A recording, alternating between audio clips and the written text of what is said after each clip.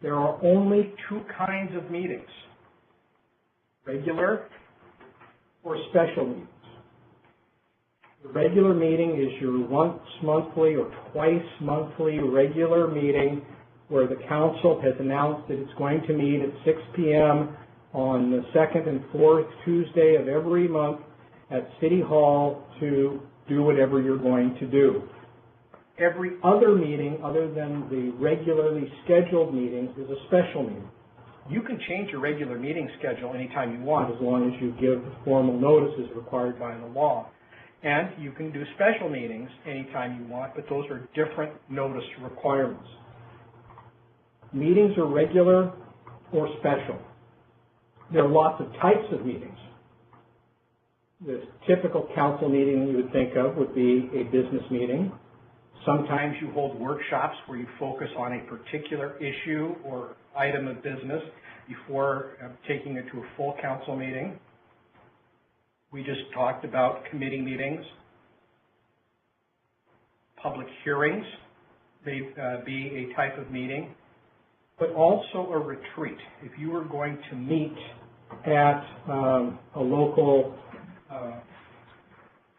restaurant to discuss a particular issue or go off to a motel in a town next door to meet and work through some issues that you have facing you, those are meetings, and the press has every right to be at those retreats as they do at regular council meetings. So be careful. A question came up in 2010 for the Attorney General's office regarding what about a three-person committee where a fourth council member appears at that committee meeting that isn't otherwise noticed as a public meeting? What happens in that situation if it's in that case? It's a tough and tight issue. We discourage that from occurring. But if the council member just sits there and watches and there's no public testimony being taken at a committee meeting, then you might be able to avoid an application of the Open Public Meeting Act. But more likely than not, that fourth council member there will turn that meeting into a public meeting and require compliance with the Open Public Meetings Act. Okay, let's turn now to executive sessions. The law recognizes that there are times when you are going to want to meet outside of the public process to discuss particular issues. Those are called executive sessions. Some of you formally move into executive session. I move that we go into executive session. Second discussion passed. And there's a process that you must use under the law to go into executive session. We are going into executive session to talk about a matter of national security, and we'll be there for 30 minutes. One of the things you'll want to do for the audience as a courtesy is tell them whether or not when you come out of executive session, whether there's going to be any further action. Because if you're at the end of the meeting typically and you're having an executive session, you don't want to have the people sitting around out in the hallway or maybe even outside your small city hall and not knowing whether you're going to be taking further action. So I encourage you to say, at the end of the executive session, there'll be no further business of the council. We will recess or adjourn. Great, do it that way, but if you announce that, then don't come back and start taking action in the absence of the public. There are 8 common grounds for the use of executive session. You know, it's unfortunate that when I started giving these lectures, I used to laugh jokingly about going into executive session for a matter of national security, but today it's unfortunately a truth that we sometimes as a council may find ourselves in the need for an executive session with respect to homeland security matters. Acquisition of real estate, the sale of real estate, evaluating charges against a public officer or employee, to evaluate the qualifications of an applicant, or to provide performance review, recognizing that any action regarding these matters, again, must be done in open session. So if you're going to raise the salary after a performance review, it has to be done openly at the open meeting. to evaluate the qualifications of a candidate for appointment to elective office. Interviews and selection, of course, must be done in public. Again, if you have these issues arising in any particular circumstance, don't hesitate to talk to the city clerk or your city attorney. And obviously to meet with legal counsel in executive session regarding pending or potential litigation as well as enforcement actions. Many of you, unfortunately, not you personally, but many of your communities were often using the legal consultation exception to go into executive session and then really weren't talking about legal issues. And so the legislature a few years ago amended the statute to specifically require a lawyer to be present rather than just claiming that it was a legal issue. And that was not an employment bill for lawyers. It was to make sure that you were paying attention to the requirements of the Open Public Meetings Act. Lawyer doesn't have to be physically present. Many times when I talk with you as a counsel, I'll be on a conference call line into a conference room or otherwise in an executive session. There's a question here in the Olympia audience. Steve, can you clarify on point 5, the evaluation of qualifications, mainly regarding to performance reviews? Is that related to city employees, or what is the context there? That typically arises in the context of either the mayor or manager reviewing with the council a personnel issue, or in a council manager form of government, the council meeting to review the actions of the city manager. Most obvious examples are to determine to give the city manager a raise or to review the performance in light of a potential new contract, or are we going to get rid of this city manager? Those are permitted for executive session.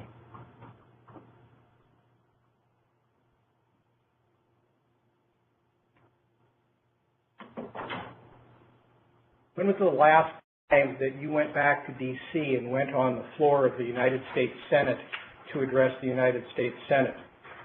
Or even locally go across the street to the Capitol building and walk onto the floor of the House of Representatives to address the House of Representatives of the state of Washington? I suspect never. The law distinguishes between public hearings and public meetings. As we've talked about, all of your meetings, except when held in an executive session, are public meetings, and the public has a right to be there.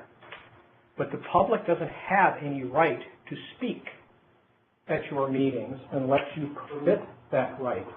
It is when there is a requirement for a public hearing that the people have a right to be heard. Now, that doesn't mean that you won't hear from the community. You are the government that is closest to the people. As a result, the people don't expect to have the same difficulty of access that they may have with Congress or with state legislators. As a result, they're going to come to your meeting where you are their neighbors and friends and be heard on issues that they believe is important. But public comment can be a problem area, as we'll see in a video clip that will be launched in just a second locally, and we'll take a break to view that video clip. But you have the right within your government to control your meetings and not let the public control how your meetings are conducted. Here's an example of one policy that's out of the City of Bothell handbook. If you ever want to look at a handbook and see what other cities might be doing, the City of Bothell has a very detailed one. It may be too detailed for many of your communities, but you can, it's actually available online, both at the City of Bothell and also on the MRSC website. Just go into the search and say City of Bothell Council Handbook and Protocol Manual, and it should pop right up. And here's where they have the limits on the scope of the public comment during the public comment period. I'd like to tell the story about the City of Spokane when they first went to video telecasts of their meetings, and people would show up at the public comment period and talk about the Boys and Girls Club pancake breakfast, and then the local soccer team's car wash, and then pretty soon you had all sorts of people talking about their new business opening, and it really became an advertising opportunity. What the council would do is not even show up.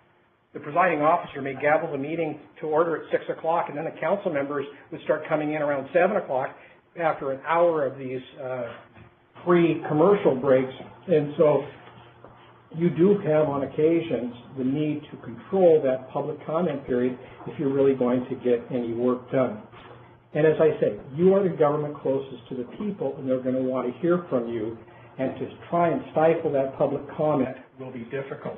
Here's a headline out of from the Seattle PI a few years ago. The Seattle Library Board had proposed a rule to limit public comment at its meetings, and as you would expect, the community was not happy with that activity, and as a result, the school board dropped that. But there are cases around the country where boards have determined to substantially limit or not provide for public comment, and the courts have affirmed those decisions. Now, control of your council meetings. Again, I hope you never have the situation to find yourself in that disruptive environment. But as referenced in this federal court case, mayor's removal of a disruptive citizen from a commission meeting does not violate an individual's First Amendment rights. You know, commenting on that Quartzsite, Arizona fiasco, did anybody understand what was at issue that anybody wanted to talk about? No. But those issues occur from time to time, and that's why it's very important to have rules. Why is it that the people don't have the right just to come and talk?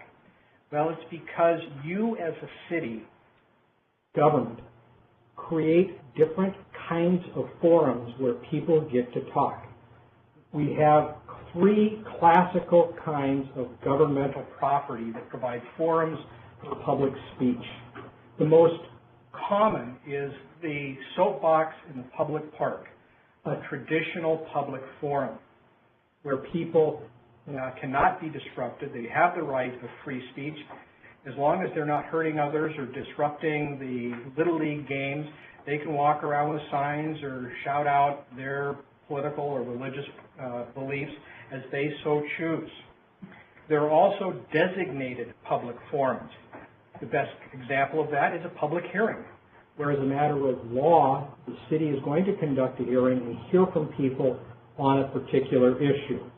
On the issue of public hearings, one of the questions came in, are we required to have a hearing on every ordinance that we adopt? And the answer is no. The law only requires you to have hearings on certain types of ordinances, such as your zoning code or your comprehensive plan. Those require public hearings. Now, can you have public hearings if you choose to do so? Absolutely. It's your discretion if you want to notice a meeting to receive public comment on a particular issue. Then we have the third category. In addition to the public parks or the traditional public forums, we have the designated public forum like a public hearing, and then non-public forum. Your council meeting is a non-public forum. The meeting is yours. You were elected to run the meeting. You designate a public forum in your public comment period. And as a result of designating that as a public comment period, then you should have rules to control that particular agenda or a particular schedule. Here's another example. Because the city did not allow for public participation at the meeting, because the only parties allowed to speak other than council members were invited by the city council, the February 20th meeting was a non-public forum. Again, just like the state Senate can decide who will be allowed to speak on the Senate floor, you can decide who will be allowed to speak at the council meetings. I like this quote that was really from Bernard Meltzer, but Ronald Reagan liked to say it a lot. You can disagree without being disagreeable. And I hope that that's something that you you'll all be able to take advantage of in your service as a council member or mayor.